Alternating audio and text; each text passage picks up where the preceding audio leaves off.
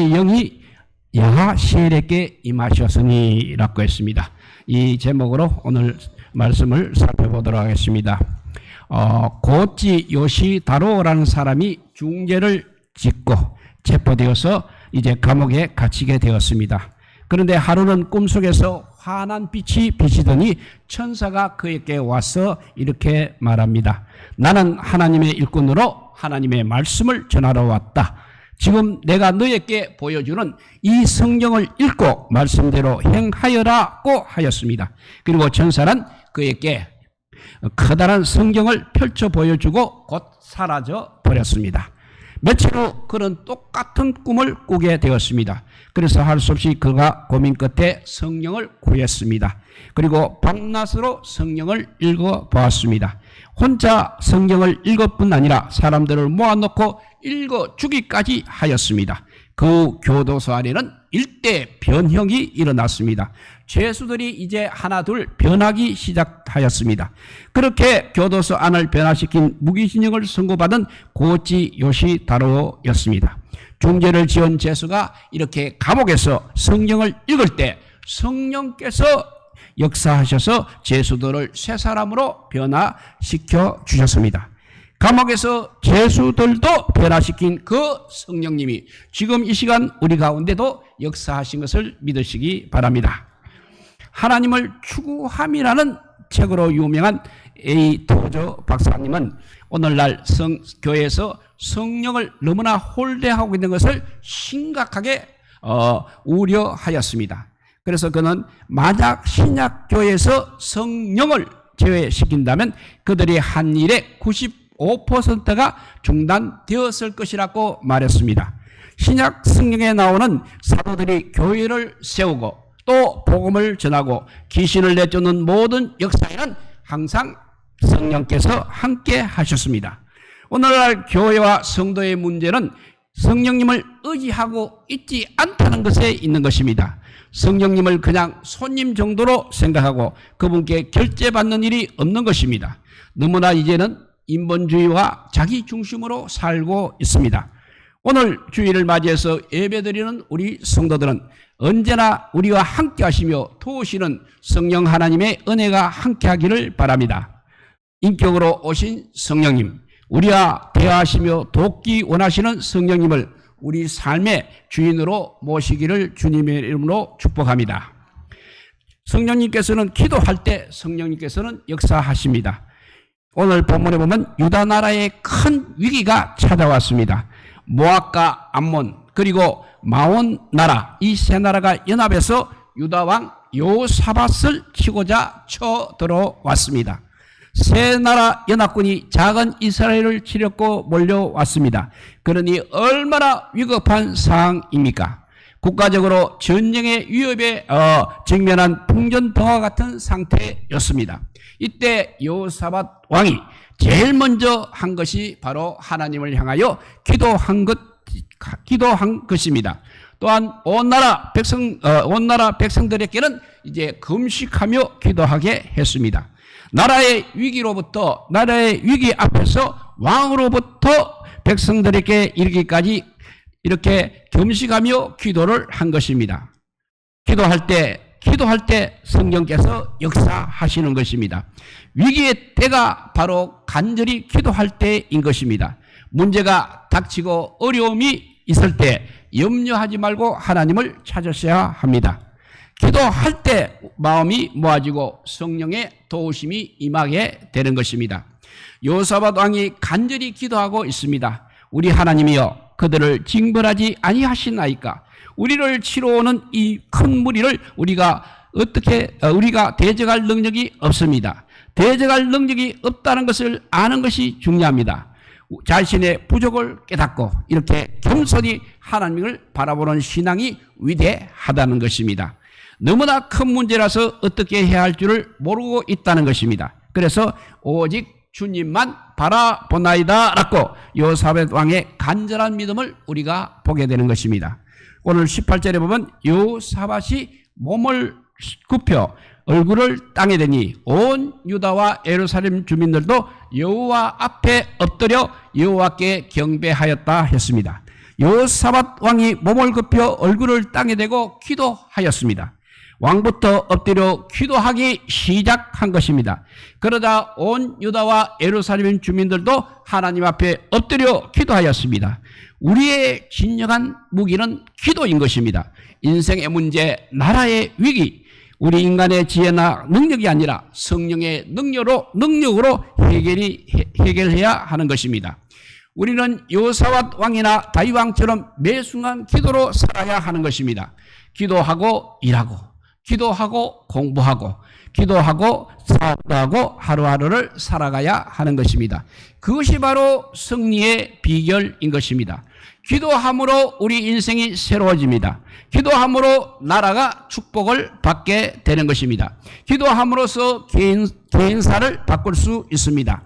국가사와 세계사도 바꿀 수 있는 것입니다. 기도가 전략이요, 기도가 전력이요, 기도가 전쟁이요, 기도가 승리인 것입니다. 기도는 성도의 가장 강력한 힘임을 깨달으시기 바랍니다. 기도할 때 정말 성령의 놀라운 능력이 임하게 되는 것입니다. 여호사밧 왕과 유다 나라는 대적들의 공격을 받고 이렇게 큰 위기에 당한 것입니다. 온 나라가 이제는 멸망할 위기에 처한 것입니다. 그러한 고난의 순간에 여호사밧 왕과 유다 백성들은 합심하여 기도함으로써 나라의 위기를 극복하게 되는 것입니다. 기도를 통해서 나라의 운명을 바꾸어 놓은 것입니다. 우리나라도 오늘 말씀에 나오는 유다 나라처럼 6.25 전쟁 때 풍년등화 같은 국가적인 위기가 있었습니다. 이스만 대통령의 부인 프란체스카 여사가 쓴 프란체스카의 난중일기 6.25와 이승만에 나온 내용을 소개합니다.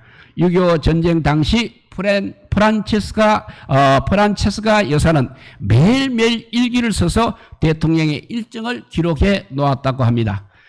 그 중에 하나를 보면 7월 1일 오전 3시 아직 어둠은 그치지 않았다. 항규면 비서가 대통령을 깨웠다. 공산군 탱크가 이미 수원을 지나서 빠른 속도로 남진하고 있다는 보고였다. 보고를 받고 난 지 20분쯤 뒤 미 대사관 1등 서기관 해럴드 노블이 관저로 달려와서 대전 이남으로 옮겨야 한다고 대통령을 설득했다. 대통령은 차라리 대전에서 죽는 것이 낫지 더 이상 남쪽으로 내려가 경멸을 당하지 않겠다면서 대전 사수를 고집했다. 침실로 들어가서 문을 걸어 잠근 대통령은 책상 위에 두 손을 올려놓고 기도하였다. 그의 얼굴은 불행한 국민들에 대한 연민의 정과 이딴 패전에 대한 분노가 드리워져 있었다. 그러나 그에게는 당장 상황을 뒷바꿀 어떠한 대책이 있을 수도 없었다. 대통령은 노트를 꺼내서 나에게 주면서 메모를 부탁했다. 나는 조용히 그가 부르는 대로 받아 적었다. 죽음이 결코 두려운 것이 아니다. 다만 어떻게 죽느냐가 문제다. 나는 자유와 민주재단의 생명을 바치려니와 나의 존경하는 민주 국민들은 끝까지 싸워서 남북 통일을 이룩해야 할 것이다 라고 했습니다. 나는 이 글이 최후에 대비한 유서라고 생각했다. 공산당에 의해 망해가던 우리나라가 그 위기를 극복하고 민주국가를 세울 수 있었던 것은 대통령 이승만 대통령과 우리 국민들의 기도와 헌신 때문이었습니다. 그의 그 기도를 들으시고 하나님께서 유엔군을 이 땅에 보내주시고 우리나라를 위기에서 구하셨으며 오늘날 이렇게 발전하는 대한민국이 되게 하셨습니다. 이렇게 기도할 때 성령께서 역사하신 것을 알 수 있습니다. 두 번째, 말씀을 통포할 때 성령께서 역사하십니다. 오늘 앞에 있는 20장 6절 말씀은 이렇습니다. 이르되 우리 조상들의 하나님 여호와여, 주는 하늘에서 하나님이 아니시니까 이방 사람들의 모든 나라를 다스리지 아니하시나이까. 주의 손에 권세와 능력이 있사오니 능히 주와 맞설 사람이 없나이다 라고 했습니다. 여호사밧 왕이 이제 하나님의 성전에서 간절히 기도한 후에 백성들에게 믿음의 말씀을 선포합니다. 어떻게 선포하냐면 하나님은 모든 나라를 다스리지 아니하시나이까 주의 손에 권세와 능력이 있사오니 능히 주와 말씀 사람이 없나이다 라고 선포합니다. 여호사밧 왕이 이렇게 기도하니까 이런 믿음의 선포를 할 수 있었던 것입니다. 하나님의 권세와 능력이 무한하시니 위기에 처한 유다 나라를 도울 수 있다는 확신을 가지고 이렇게 선포를 한 것입니다. 하나님의 말씀을 이렇게 선포할 때 성령께서 임하시는 것입니다. 문제를 보고 낙심하거나 불평하는 말을 하지 말고 하나님의 능력을 높이는 믿음의 말씀을 반드시 선포해야 하는 것입니다. 하나님께서 역사하시면 해결이 된다고 선포하시기 바랍니다. 하나님께서는 믿음의 선포를 보고 성령의 역사가 나타나게 하십니다. 그리고 기적이 일어나게 하시는 것입니다. 우리말에는 창조의 힘이 있습니다. 매일 자기 삶을 향해서 복을 선포하는 습관을 길러야 하겠습니다. 매일 자신이 원하는 모습을 말하는 습관부터 가져야 한다는 것입니다. 단순히 현재의 상황을 표현하는 그런 말이 아니라 상황까지 바꾸는 말을 해야 하는 것입니다. 현실적인 측면에서는 성공 가능성이 없다 하더라도 긍정의 말을 하고 담대히 선포하시기 바랍니다. 자신의 미래를 축복하고 자신의 삶을 향해 믿음과 승리의 말을 반드시 선포하시기 바랍니다. 문제를 말하지 말고 해답을 가지고 기도하는 습관을 가져야 하는 것입니다. 그러면 우리의 인생이 바뀌게 될 것입니다. 15절을 읽어보면 이렇습니다. 야하시엘이 이르되 온 유다와 예루살렘 주민과 여호사밧 왕이여 들을지어다. 여호와께서 이같이 너희에게 말씀하시기를 너희는 이 큰 무리로 말미암아 두려워하거나 놀라지 말라. 이 전쟁은 너희에게 속한 것이 아니요 하나님께 속한 것이니라 했습니다. 하나님의 말씀을 받은 야하시엘은 레위인입니다. 아삽의 자손으로 스가라의 아들입니다. 하나님께서는 야하시엘의 입을 통하여서 여호사밧의 기도에 응답하셨습니다. 하나님께서 친히 이제 적을 멸하실 것을 약속하셨습니다. 대적들의 큰 무리를 보고 절대 두려워하거나 놀라지 말라고 하셨습니다. 왜냐하면 전쟁은 너희에게 속한 것이 아니요 하나님께 속한 것이기 때문입니다. 그래서 이 전쟁에는 너희가 싸울 것이 없다. 대열을 이루고 서서 너희와 함께한 여호와가 구원하는 것을 보라.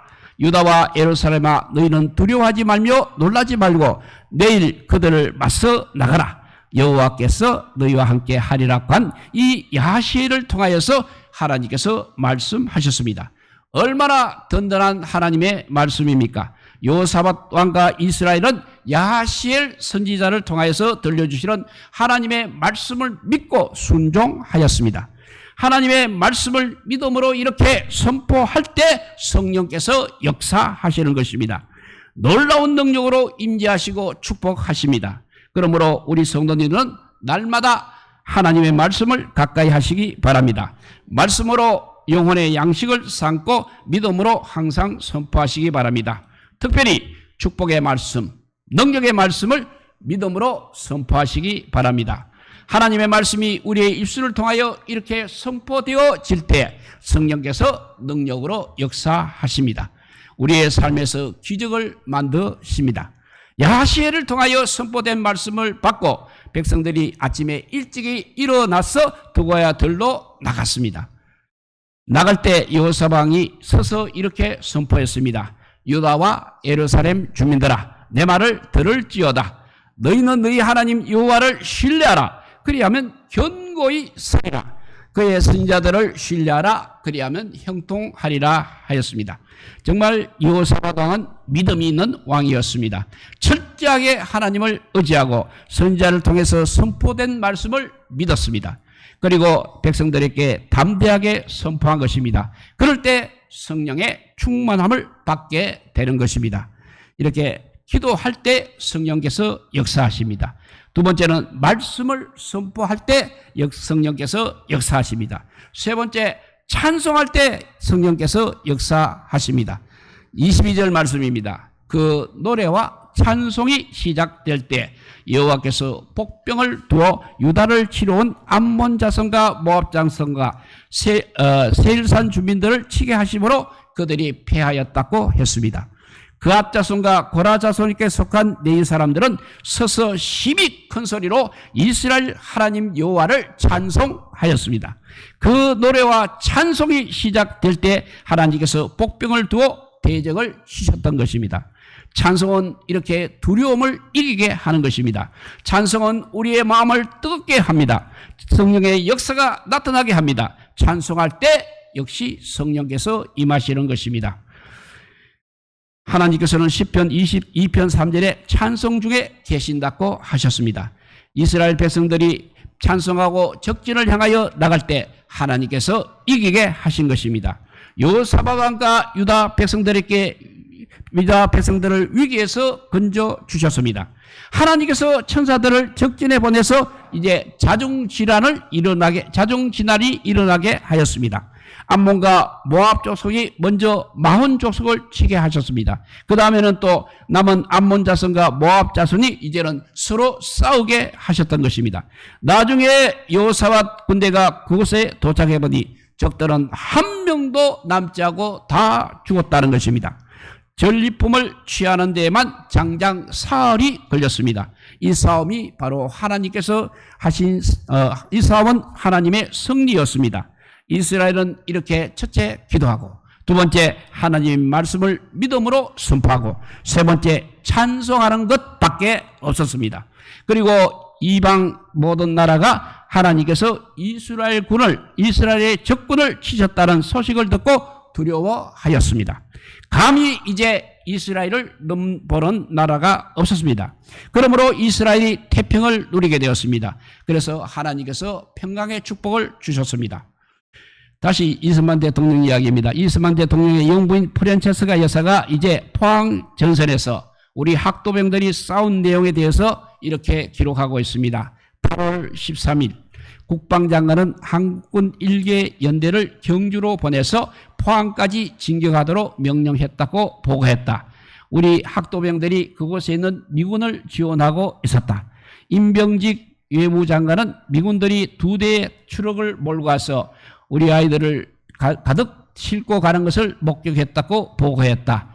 우리 아이들의 일부는 구식 일본총을 가지고 있었으나 대부분은 아무 무기도 없었다. 우리 아이들은 트럭을 타고 산속으로 들어가서 그곳에 숨어있던 공산군 게리라들을 산 밑으로 쫓아내고, 이때 대기하고 있던 미군들이 게리라들에게 일제 사격을 퍼부었다. 이 작전으로 밤에 우리를 괴롭히던 상당수의 공산군 게리라들이 제거되었다. 미국인들이 드디어 우리 아이들이 진심으로 그들을 돕고 싶어 한다는 사실을 인식하기 시작했다. 이렇게 기록하고 있습니다.